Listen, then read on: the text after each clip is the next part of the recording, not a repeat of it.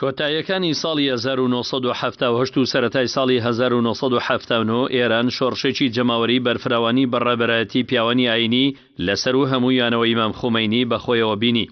گەلانی ئێران بە هەموونەتەوە ئاین و مەزهەبە جیاوازەکانەوە ساڵانە لە ڕۆژی 22 ڕێبەندان کە بەڕۆژمێری ئێرانی بەرامبەرە بە 22 بەهمەن یادی سەرکەوتنی شۆڕشەکەیان دەکەنەوە. ئەو شۆڕشە جەماوەریەی کە کۆتایی بە دەسەڵاتدارێتی محەممەد ڕەزا شای پەهلەوی هێنا و سیستەمی پاشایی بە یەکجاری پێچایەوە.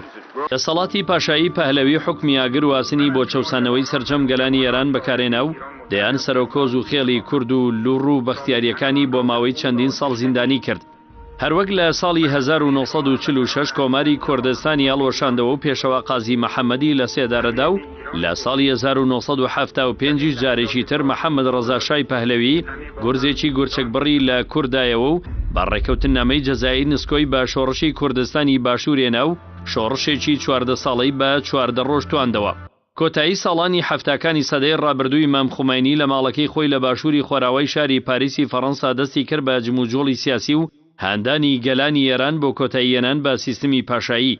بە تایبەتی ساڵی 1970 جموجوڵ و ناڕزایەکان دژ بەڕژێمی پاشایی پەهلەوی تەقیەوە و سەرانسەری ئێران دەنجی ناڕزایی لێ بەرز بووە، بە تایبەتی شارەکانی تاران و قوم و تەبرێز و کوردستان.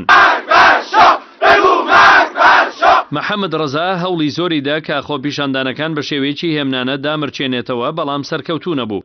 بە ناچاری و لەسەر ئامۆژگاری ڕاوێژکارەکانی و دۆستە خۆراواییەکان بڕیاریدا بۆ ماوەیەک ئێران جێبێڵێت. بۆ ئەو مەبەستا ڕۆژی 16 کانونی دووەمی ساڵی 1970 خۆی و خانەوادەکەی وڵاتی ئێرانیان بەرەو میسر بەجێهێشت، بە ئومێدەی ئەم جارش پاش ماوەیەکی تر بتوانێت بگەڕێتەوە بۆ ئێران و تەختی دەسەڵاتی پاشایی وەرگێتەوە.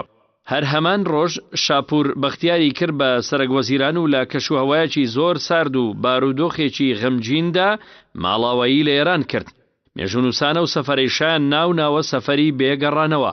ڕۆیشتنی شاواڵ و گۆڕکردنی کابینەی حکوومەت نەک ڕەوشی ئێرانی نەگۆڕی بەڵکو زیاتر تەشەنەی سند و مانگرتنی هێزی دەریایی و ئاسمانی و بانک و وەستانی دام و دەستگاکانی حکوومەتی لێکەوتەوە.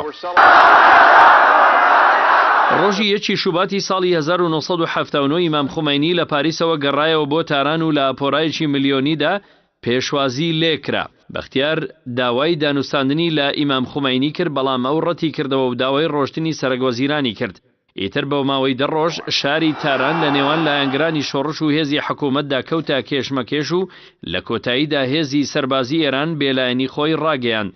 پاش چەند مانگ لە ڕاپەڕینی گەلانی ئێران سەرنجام حکوومەتی پاشایی هەرەسی هێنا و سەرکەوتنی شۆڕشی گەلانی ئێران ڕاگەیەنرا. سەرکەوتنی شۆڕشی گەلان لە بارودۆخێکی زۆر هەستیاردا بوو بۆ جیهانی ئیسلامی و گەلی کورد.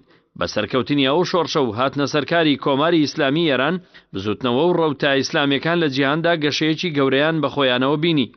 لەلایەکی تریشەوە کوردستانی باشوور لە ناسکترین دۆخی سیاسیدا دەژیا کە شۆڕشی کورد هەرسی هێنابوو، تازە کورد و بارە شۆڕشی هەڵگیرساندبووە و هیچ پشت و پەنایەکی جیهانی و هەرێمیشی نەبوو. بەڵام شۆڕشی گەلانی ئێران بووە گەورەترین پاڵپشت بۆ شۆڕشی کورد و گوڕێکی گەورەی بە خەباتی ڕزگاری خوازی کورد بەخشی. شۆڕشی گەلانی ئێرانی کردە وڵاتێکی بەهێز لە ناوچەکەدا و ئێستاشی لەگەڵ بێت کاریگەری لەسەر عێراق و کوردستان هەیە.